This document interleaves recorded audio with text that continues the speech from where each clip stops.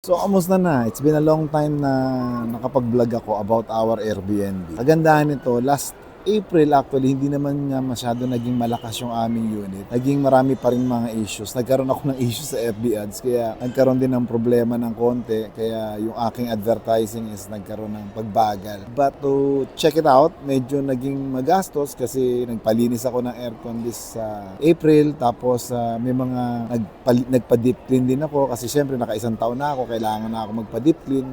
Nagpalinis din ako ng aircon namin, ng AC namin. Kaya medyo lumaki din yung gastos ko this April. Kaya hindi rin ako naging positive sa cash flow ko ngayong April. But marami akong ginastos. Pero kagandahan nun, so ready na ulit yung unit namin. Ngayon tag-init, ready na. This May, medyo mabagal-bagal pa rin ang pasok ng mga guest. Kahit na alam namin na marami na kasing competition. Pero kagandahan nito ay okay pa naman. May mga nag-i-inquire pa naman sa akin. Kaya pinag-aaralan ko ngayon yung FB ads, yung tamang pamamaraan ng paggawa ng FB ads.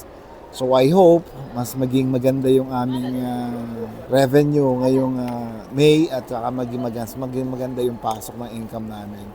At ayun, marami din ako natututunan from day to day, natututunan na rin namin yung aming management ng aming unit. So ayun, wish me luck.